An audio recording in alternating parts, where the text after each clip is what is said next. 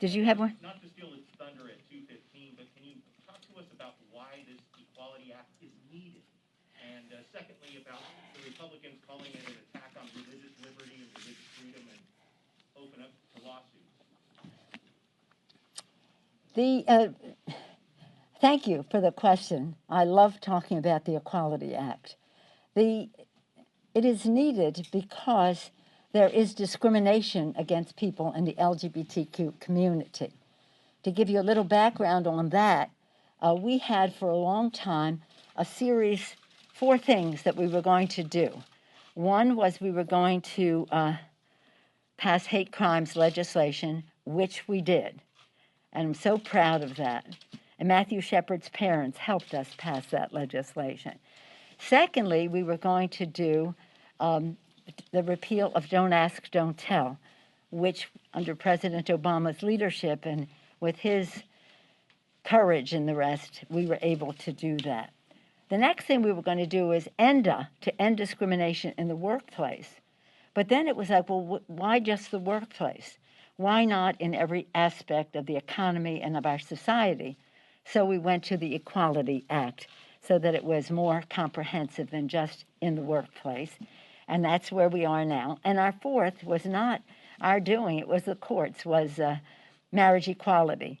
And the courts took care of that for us. So the piece that was remaining of the 4 that we set out to do a number of years ago is the now the Equality Act. Its manifestation earlier was ENDA, but we broadened it. And it is necessary because I wish it weren't. It breaks my heart that it is necessary, but the fact is, and in fact we had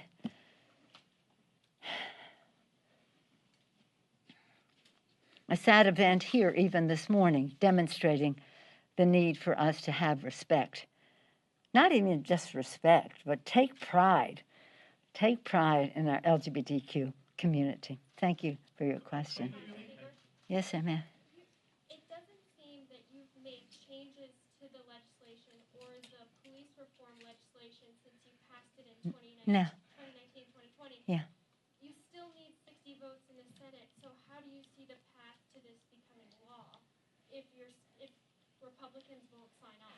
Well, we are passing the legislation here, which is a very balanced, and thank you for your question about the George Floyd Justice and Policing Act, which we will have on the floor next week. Is it next week? And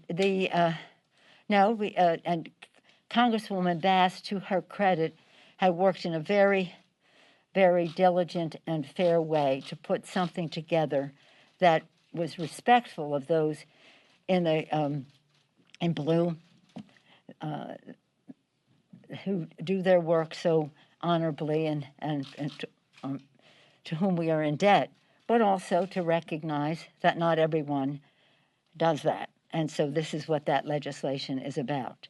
What the Senate will do is what the Senate will do, but we will send over the bill that has the balance that we have in it.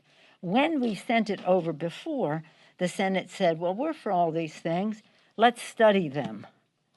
And it was that, well, we're either going to do something or we're not going to do something, but we're not. Hundreds of thousands, well, millions of people marched in the street all over the world, not just for one day, but over and over again to say, make the change that is necessary. And this legislation, when we had the hearing for it in the House, the family came, George Floyd's family came, and they said, Madam Speaker, will you name the bill for George Floyd? And I said, I will only name the bill for George Floyd if you think it is worthy of his name. Now let's go into the process. They did, and we are honored to call it by his name. COVID relief? Yeah. Last question. On COVID relief, let's say the parliamentarian does allow the minimum Yeah. wage. What's your strategy to get it done? Isn't it going to be an uphill climb with Manchin and others against it? What's the path forward on minimum wage? You know what? You're going to have to go ask that question on the Senate side. But we are very, very pleased with the case that has been made, and we will pass a minimum wage bill.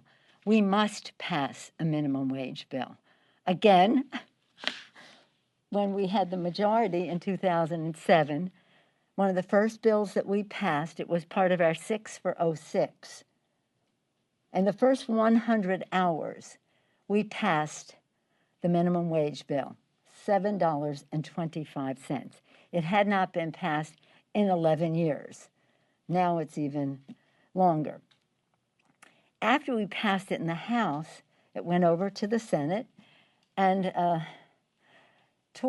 the 22nd of January, a senator from West Virginia, Senator Byrd, put out a press statement supporting the passage of the minimum wage and how important it was to the people of West Virginia.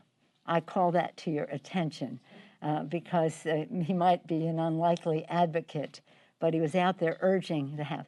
When we passed it in the Senate, we went out and had a big, I would say a rally, I guess, on the lawn, and I spoke for the House Democrats, and Senator Kennedy spoke for the Senate Democrats, and he said, you know what we have to do now?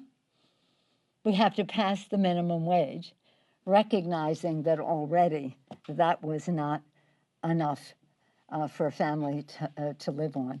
So here it is, that was '07 in January, signed by President Bush, George W. Bush, and what are we, 14 years later, we still haven't raised the minimum wage.